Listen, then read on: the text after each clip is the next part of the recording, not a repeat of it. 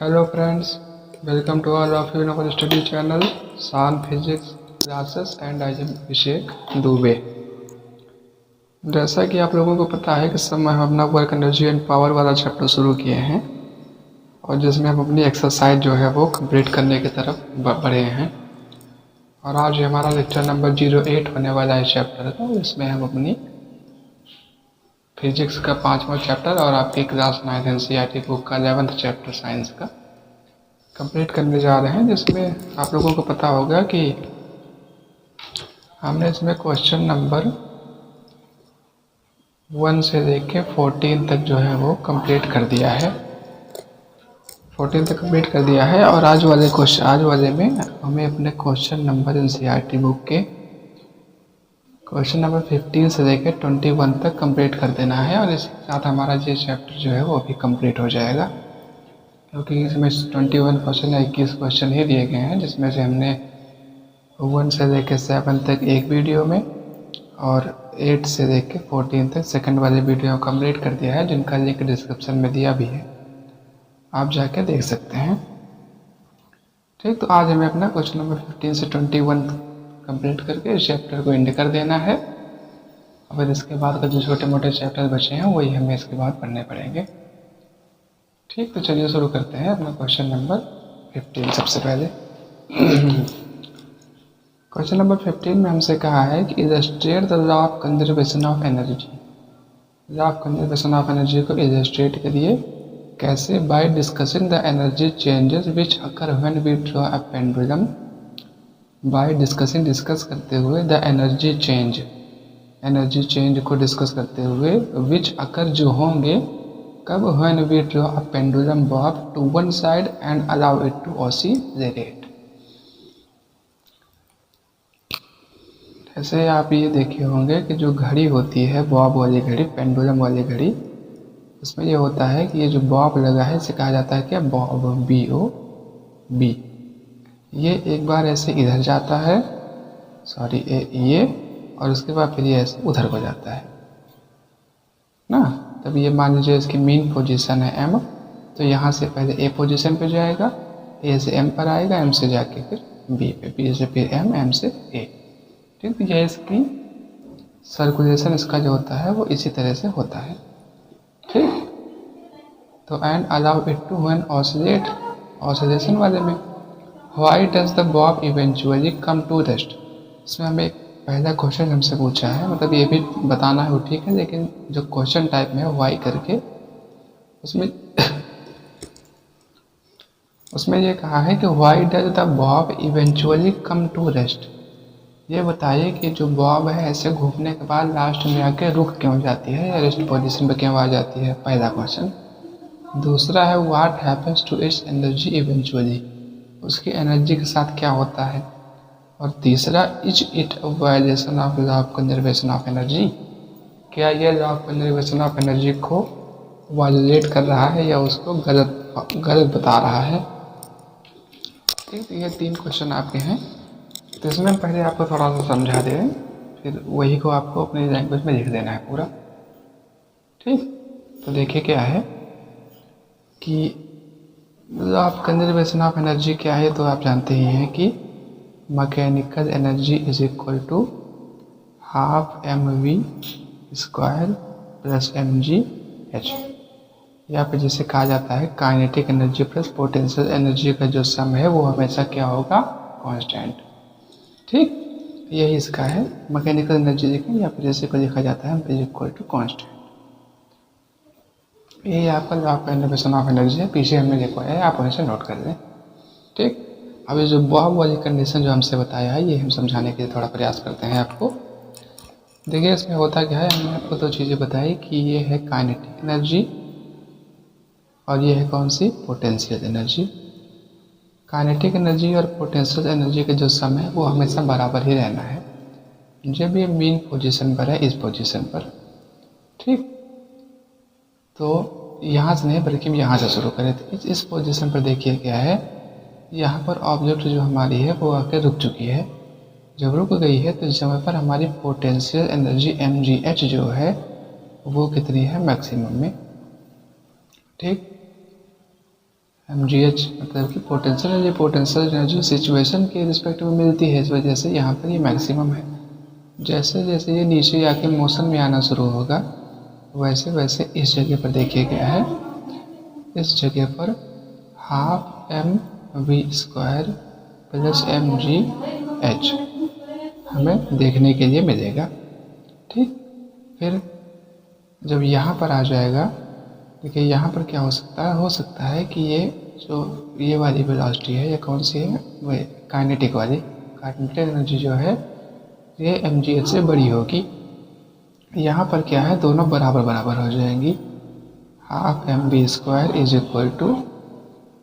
= mgh। ठीक, जितनी kinetic energy है उसी के जस्ट बराबर mgh एनर्जी। तब यहाँ पर क्या है, बिल्कुल हमारे पास बराबर वाली कंडीशन आ गई। ठीक, अब ऐसे ऐसे करके यहाँ पर आएगा तो यही वाली जो कंडीशन है यही वाली फिर से मिल जाएगी। तो सबसे लास्ट में क्या हो रहा है, एक बार ये मैक्सिमम हो रही, फिर उसके बाद दोनों एक बार ये बड़ा, एक बार दोनों बराबर। तो यही इसमें ऑसिलेशन में पूरा कुल मिला के होता है। तो इसमें ठीक, तो क्वेश्चन इसमें हमसे पूछा है कि why does the bob eventually come to rest. Bob rest में क्या आवाज आती है, रुक जाती है, क्योंकि जैसे जैसे यहाँ पर मोशन होता रहेगा वैसे वैसे हमारी काइनेटिक एनर्जी जो है वो कम होती रहेगी। देखिए नोट कर दीजिए इसे, bob comes to rest, bob comes to rest because of the decrease, घटना, decrease in kinetic energy eventually, eventually मतलब होता है कि धीरे धीरे करके घटती चली जाएगी, एंड इंक्रीज ऑफ mgh, या फिर जिसे क्या कहा जाता है, पोटेंशियल। मतलब कंडीशन एक ऐसी आ जाएगी जहाँ पर आपका ये काइनेटिक एनर्जी जो है ये घटती चली जाएगी, और घटते घटते ये हो जाएगी कितनी, 0 के बराबर। जब 0 हो जाएगी तो mgh हमारी हो जाएगी मैक्सिमम। इसी वजह से जो है लास्ट में जाके रुक जाता है। ठीक, और फिर उसके बाद ये तो फर्स्ट क्वेश्चन हो गया ये वाला। सेकंड पूछा है what happens to its energy eventually, energy के साथ क्या होता है, आप सेम यही वाला आंसर इसमें भी लिख सकते हैं। ठीक, यही वाला आप इसमें भी लिख सकते हैं, इसमें कोई फर्क नहीं पड़ेगा। और फिर लास्ट में से पूछा है is it a violation of law of conservation of energy, तो हम कह सकते हैं कि नहीं, no, law of conservation of energy का ये वायलेशन नहीं कर रहा है, क्योंकि उसकी वजह ये है कि हम हर पॉइंट पर देख सकते हैं कि हमारा ½ mv² और mgh का जो सम है, यहाँ पर क्या है, mgh मैक्सिमम है, ये वाली एनर्जी 0 है, काइनेटिक एनर्जी 0 है। इस पोजीशन में क्या है, दोनों बराबर हैं। यहाँ पर क्या है, एक थोड़ा सा बड़ा, एक थोड़ा सा छोटा, लेकिन सब पोजीशन पर अगर हम दोनों का सम निकालेंगे, ऐड निकालेंगे, तब हमारा बराबर ही आएगा। ठीक, प्रैक्टिकल जब इसे करके देखा जाता है तब इसे हमें समझ में आता है सही से। लेकिन इसमें आप जाने रहिए कि इसमें जो है सम हमेशा इसका इक्वल ही आएगा। ठीक, तो इसी वजह से हम ये कह सकते हैं no it does not violate the law of conservation of energy, no it does not violate the law of conservation of energy. ठीक, ये इसका कुल मिला के हुआ आंसर। अब आंसर ये ठीक है, लेकिन इसमें फिर भी आपको बता दें कि ये क्वेश्चन आपके एग्जाम में नहीं आता है। जब सबसे कम इम्पॉर्टेंट क्वेश्चन जो है वो इन्हीं तरह क्वेश्चन होते हैं, ये 1 नंबर वाले क्वेश्चन होते हैं जिसमें आपसे यही वाला सेटअप जो है वो पूछा जा सकता है। जैसे एक एक करके पूछ लेगा कि एनर्जी के साथ क्या हो रहा है, बॉब के साथ क्या हो रहा है, law of conservation of energy का ऑसिलेट मतलब वायोलेट कर रहा है नहीं कर रहा है, ये सारी चीज़ें आपको बतानी पड़ेंगी, लेकिन पूरा क्वेश्चन आपसे कभी नहीं पूछेंगे। ठीक, तो चलिए चलते हैं अपने क्वेश्चन नंबर नेक्स्ट करते हैं, क्वेश्चन नंबर 16। क्वेश्चन नंबर 16 है an object of mass m, एक ऑब्जेक्ट है जिसका मास m है, is moving with a constant velocity, एक कांस्टेंट वेलोसिटी के साथ मूव कर रही है। कांस्टेंट का मतलब क्या हुआ कि चेंज नहीं हो रही है, मतलब जैसे 40 किलोमीटर पर आवर है तो उसी स्पीड से चलती चली जा रही है वेलोसिटी, और जिसमें लिखा है v, मतलब वेलोसिटी जहाँ जरूरत पड़ेगी वहाँ पर हम क्या लिखेंगे, v। How much work should be done on the object in order to bring the object to rest. देखिए इसी तरह के क्वेश्चंस आपको न्यूमेरिकल में भी आ सकते हैं, इसी तरह क्वेश्चन आपके जैसे ये दिए गए हैं इसमें भी आ सकते हैं। दोनों में फर्क क्या होता है रुकिए बता रहे हैं। तो देखिए इसमें क्या कहा कि हमारे पास एक ऑब्जेक्ट है जिसका मास m है और उसकी वेलोसिटी कितनी है v। हमसे पूछा है हाउ मच वर्क, कितना वर्क करना पड़ेगा कि ये ऑब्जेक्ट जो है वो रेस्ट में आ जाए। हमने आपको दो चीज़ें बताई हैं कि रियलिटी ये है कि वर्क डन और एनर्जी दोनों के फार्मूले बिल्कुल अलग होते हैं, लेकिन की जो डेफिनेशन अगर आप उनकी पढ़ेंगे दोनों की तो हम ये जान सकते हैं कि दोनों की डेफिनेशन जो है वो लगभग एक ही बात को समझाने का प्रयास करती हैं। उसी तरह से यहाँ पर हमसे हाउ मच वर्क लिखा है, लेकिन फिर भी हम यहाँ पर एनर्जी वाला फार्मूला जो है वो लगा सकते हैं। ठीक, तो आंसर देखिए इसका क्या होगा। Kinetic energy of an object of mass m moving with velocity v is क्या होगी, हाफ एम वी स्क्वायर। वही सेम एनर्जी वाला फार्मूला आपका है। यहाँ पर m क्या है, mass of the body, v क्या है, वेलोसिटी ऑफ द बॉडी। यही फार्मूला जो है यही हमारे वर्क डन का आ जाएगा। उसके बाद आगे क्या लिखा है, to bring the object to rest an equal amount of force that is half m v square is required to be done on the object. Object को रेस्ट पोजीशन में लाने के लिए सेम वही वाला amount, equal amount of work is required to be done on the object. किसके बराबर, half m v square. ये क्वेश्चन आपके 1 नंबर वाले क्वेश्चन के रूप में इम्पॉर्टेंट है। ठीक है, इसमें हमसे केवल यही जानना चाहता है कि क्या हम वर्क डन और एनर्जी के फार्मूले को एक ही लगा सकते हैं। जिससे जो बच्चे अगर सही से ना पढ़े हों वो कंफ्यूज हो जाएंगे और वो कहेंगे कि इसमें तो कोई 4 ऑप्शन जैसे दिए गए हैं। तो कुछ लोग हो सकता है कह दें चारों में से कोई सही नहीं है, तो ऐसा नहीं है, बल्कि फार्मूले कहीं जरूरत पड़ने पर हम दोनों को एक ही लगा देते हैं। ठीक, तो क्वेश्चन नंबर 16 आपका यही है। फिर आए क्वेश्चन नंबर 17। क्वेश्चन नंबर 17 में कहा है कि calculate the work required to be done to stop a car of 1500 kilogram moving at a velocity of 60 kilometre per our.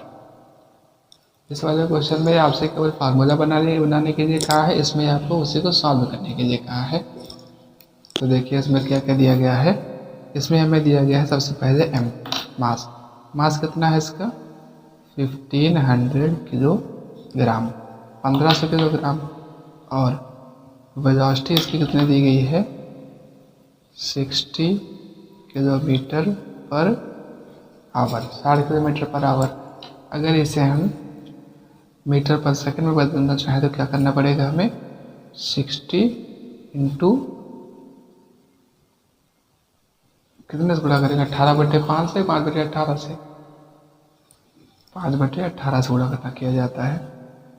तो क्या आ जाएगा 18, हम 6 से क्या आते हैं, 6 × 18, 6 × 60, तो आ गया हमारा 50/3 मीटर पर सेकंड। ना बदलना चाहें तब भी सही है, लेकिन कि जो वो जाना जाता है ना कि MKS यूनिट है ना ये, तो मास मतलब मीटर, किलोग्राम और सेकंड। अगर ये किलोग्राम में है तो डिस्टेंस हमारे मीटर में और टाइम हमारा सेकंड में ही होना चाहिए, तो इस वजह से ये देखा जाएगा।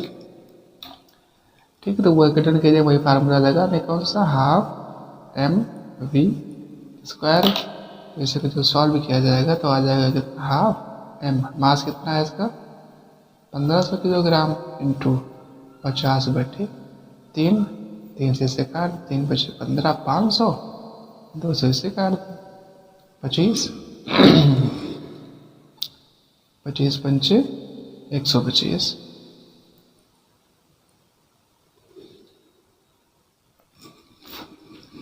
यहाँ पर एक और 50/3 करना पड़ेगा क्योंकि इसका स्क्वायर होता है ना वेलोसिटी, तो एक से तो ये कट गया, तो यहाँ पर क्या हो जाएगा, ये 50/3 ये वाला, और उसके साथ साथ में यहाँ पर गुणे 2 नहीं, ये तो कट गया। ठीक, तो इतना हमारा बचा। अब इसे और सॉल्व करेंगे तो फिर कितना आ जाएगा, 3 चौके 12, इसे इसको इससे काटने, 3 चौक 12 हो गया, 3 एकम 3 बचा 2, 3 6 18, फिर 2 6 और फिर 6 6 करते चला जाएगा और लास्ट में ये 50। जब इसे मल्टीप्लाई कर देंगे तो हमारा आंसर आ जाएगा 208,333.3 जूल। ठीक, यही आपका आंसर जो है इतना आएगा। इसमें क्या है, वही यहाँ पे एम वाला स्क्वायर वाला फार्मूला लगाने के बाद उसको फिर ये और ये अगर सॉल्व कर देना है, आंसर आपका इतना आ जाएगा। इसमें वैल्यूज थोड़ा उल्टी सीधी आ रही हैं, लेकिन इस वजह से आपको इस क्वेश्चन को प्रैक्टिस कम से कम कितनी बार करनी पड़ेगी, 2 बार। जहाँ पॉइंट ऑफ व्यू से भी ये क्वेश्चन इंपॉर्टेंट है। जैसे हमने शुरुआत में ही आपको बताया था कि इस चैप्टर से आपको बहुत सारे बाहरी क्वेश्चन या फिर जिन्हें एडिशनल क्वेश्चन कहा जाता है वो भी प्रैक्टिस करने पड़ेंगे, क्योंकि इसमें क्वेश्चन बहुत कम दिए गए हैं। इस वजह से जो क्वेश्चन इसमें दिए गए हैं वो तो आपको बिल्कुल छोड़ने ही नहीं है। तो इस वजह से आपको ये वाला क्वेश्चन अच्छे से लगाना पड़ेगा। वैल्यूज इसमें थोड़ा उल्टी सीधी आ रहे हैं, इस वजह से ये क्वेश्चन का 95% से ऊपर चांसेस है ये क्वेश्चन आपके एग्जाम में आएगा। ठीक, फिर क्वेश्चन नंबर 18। क्वेश्चन नंबर 18 में क्या कहा है कि in each of the following a force F, conditions में 3-4 कंडीशन दी होगी। In each of the following a force F is acting on an object, एक ऑब्जेक्ट है जिसका मास m है, उस पर एफ फोर्स लग रहा है हर कंडीशन में। The direction of displacement is W2E. Observe the diagram carefully and state whether the work done by the force is negative, positive or zero. इसमें आपको डायग्राम दिए गए हैं, कई डायग्राम ने नहीं बनाया है। तो उन्हें क्या है कि W से E करके आपको इसमें बताना था कि इसमें क्वेश्चन नंबर फर्स्ट में क्या हो जाएगा कि the direction of force acting on the block is perpendicular to the direction of displacement.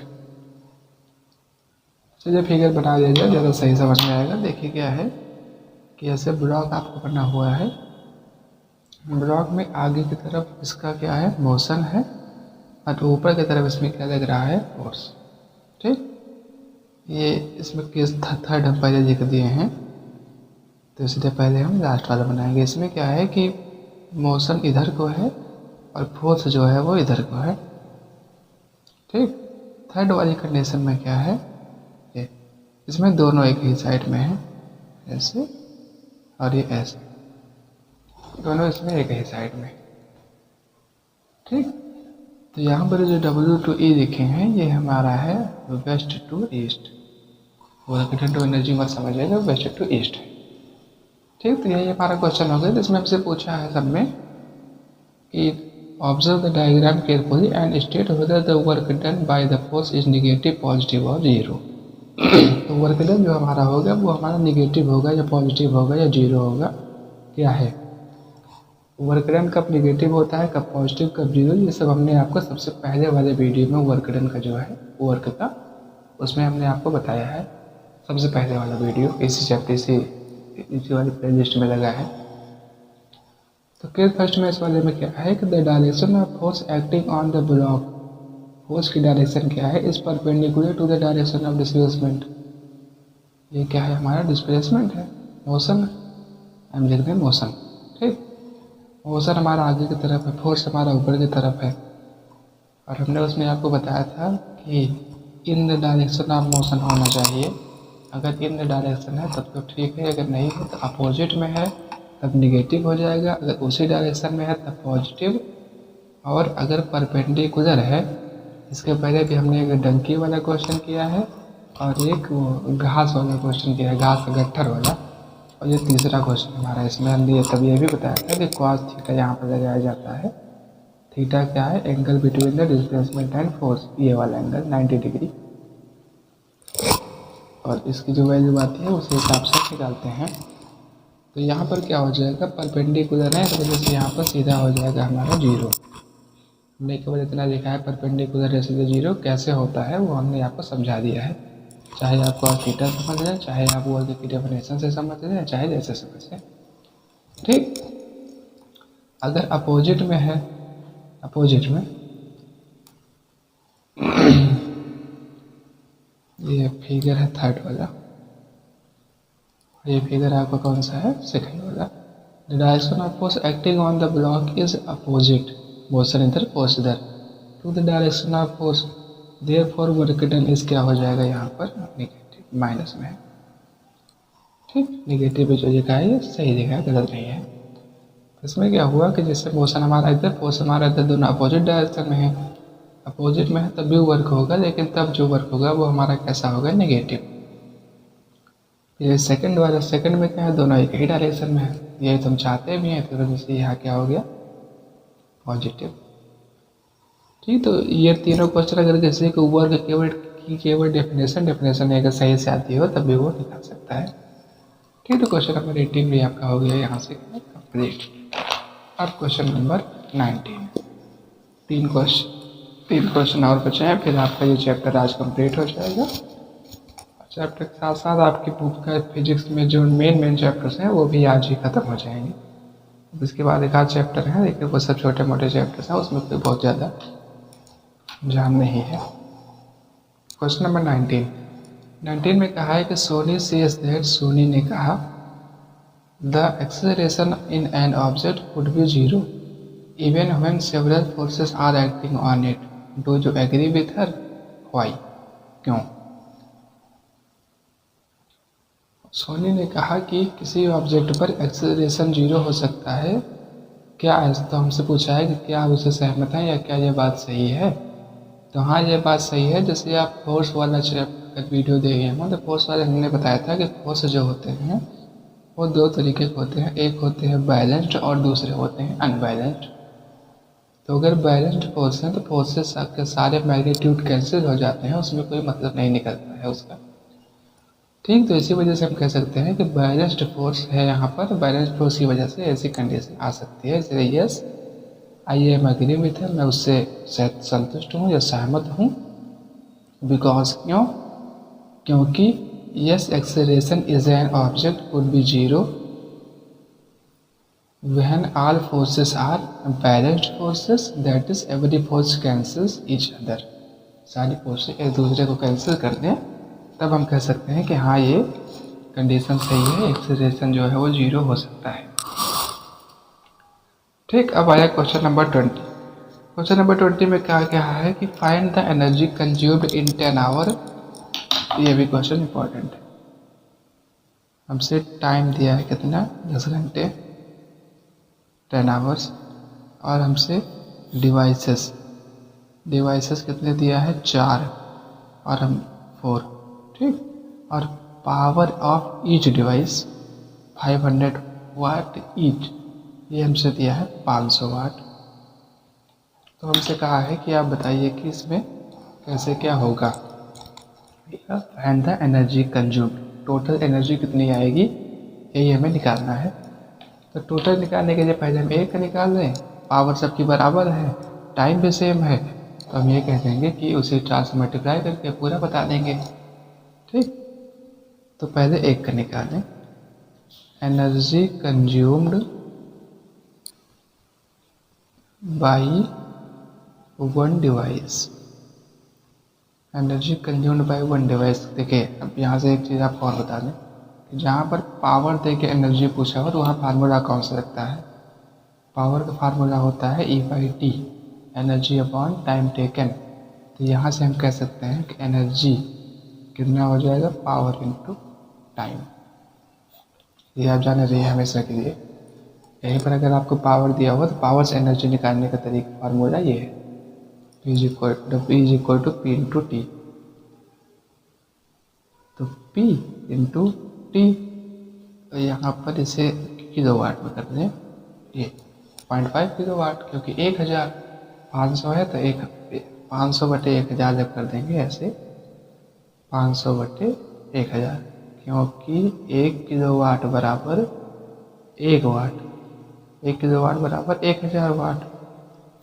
जब इसे सिंप्लीफाई करेंगे तो हमारा आ जाएगा 0.5 kilo watt. P into t तो कितना हो गया, 0.5 इंटू 10 का मतलब कितना आ गया, 50 kilo watt hour, kilowatt hour को यह कहा जाता है unit, commercial unit of energy यही तो है kilowatt hour. Therefore total energy consumed,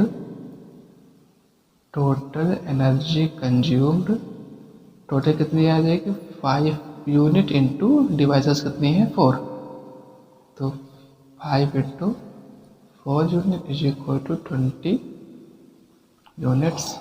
ये अगर चाहे तो ऐसे भी लिख सकते हैं, गलत नहीं है, 20 किलोवाट आवर वो भी सही है। ठीक, ये आपका होगा क्वेश्चन नंबर 20। पावर का फार्मूला है, देखकर सॉल्व कर देंगे, 20 हमारा आंसर आ जाएगा। यहाँ पर आपको 4 से ज़्यादा दे सकता है, ये वैल्यू चेंज कर सकती है, फॉर्मेट बिल्कुल सेम है, क्वेश्चन के बदल सकते हैं, वैल्यूज बदल सकते हैं, लेकिन आंसर इसका ऐसे ही आएगा। अब आज का हमारा लास्ट क्वेश्चन, क्वेश्चन नंबर 21। 21 में कहा है कि a freely falling object eventually stops on reaching the ground.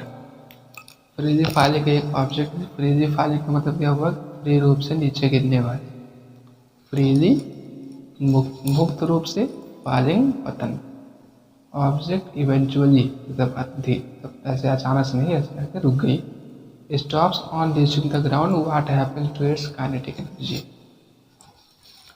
Kinetic energy इसमें जो थी उसके साथ क्या हुआ, तब ऑब्जेक्ट जब ऊपर से नीचे गिर रही होगी, जिसके बाद ये बात पक्की है कि कुछ ना कुछ काइनेटिक एनर्जी होगी। जब काइनेटिक एनर्जी थी नीचे आकर रुक गई, उसकी काइनेटिक एनर्जी कहाँ चली गई, कहने का ये मतलब है। तो काइनेटिक एनर्जी इसके जो है वो कुल मिलाकर 3 चीज़ों में, कितने 3 चीज़ों में वो बदल जाएगी, जिसमें पहली क्या है हीट एनर्जी, दूसरी साउंड एनर्जी और तीसरी potential energy. Kinetic energy is equal to heat energy plus sound energy plus potential energy. जिस स्थान पर गिरेगी वहाँ पर गर्मी हो जाएगी, थोड़ा हीट आ जाएगी, साउंड एनर्जी साउंड प्रोड्यूस होगा और उसके साथ साथ पोटेंशियल एनर्जी में भी ये कन्वर्ट हो जाएगी। एनर्जी कन्वर्जन का हमने कई क्वेश्चन किया है, का क्वेश्चन एग्जाम में आता भी है, तो जितने भी हैं आप अब इसमें से आपको एनर्जी वाले क्वेश्चन देखने हैं, कौन से कैसे कन्वर्ट होता है, जिसमें एक बल्ब वाला क्वेश्चन हमारे में है, एक ये है, एक और है, 3 क्वेश्चन है। और परपेंडिकुलर फोर्स और डिस्प्लेसमेंट होने में वर्क डन 0 हो जाता है, ये देख लेना है। 3-4 न्यूमेरिकल है वो इतना देख लेना है, ये इतना इसमें इम्पोर्टेंट है। बाकी आना सब कुछ चाहिए, कॉन्सेप्ट्स पूरे आने चाहिए। अगर आप वीडियो देखना चाहें तो लिंक में डिस्क्रिप्शन में लिंक दिया है, प्लेलिस्ट में भी सारे वीडियोस लगे हैं, आप जाकर देख सकते हैं। ठीक, तो इसी के साथ हमारा क्वेश्चन नंबर 21 भी कंप्लीट हो गया, और हमारा ये work energy and power chapter जो था वो कंप्लीट हो चुका है। और यहाँ पर हमने आज तक 5 चैप्टर्स अपने जो है वो फिजिक्स के कंप्लीट कर दिए हैं। अब इसमें छोटे छोटे 2 चैप्टर्स और बचे हैं, जिन्हें हम जहाँ तक हो सकता है इसी महीने में कंप्लीट करने। इस समय वीडियोस कम आ रही हैं क्योंकि थोड़ी दिक्कत हो गई है, अभी कंडीशन नॉर्मल हो जाएंगी तो वीडियोस पे पढ़ने लगेंगे सही से। ठीक, इसमें आपको घर पढ़ने की जरूरत नहीं है, हमने बताया है आपको जनवरी शुरुआत तक या बहुत जाएगा तो 10 जनवरी 12 जनवरी तक पूरे चैप्टर कंप्लीट कर देंगे। तो आप उसके लिए मत घबराइए, जितना है उतना आप पढ़िए। 5 चैप्टर हैं, 5 चैप्टर आप रिवाइज कर लीजिए। ये बात हमने आपको बताया है कि इम्पॉर्टेंट जो है वो यही 5 चैप्टर्स हैं। ठीक, इनके अलावा बाकी जो है वो छोटे मोटे चैप्टर्स हैं, उसमें केवल लिख के याद करने वाली बातें हैं बस। चलिए ठीक है, take care, keep on studying, पढ़ाई लिखाई करते रहिए। ऑल द बेस्ट, मिलते हैं अपने अगले वीडियो में, बाय।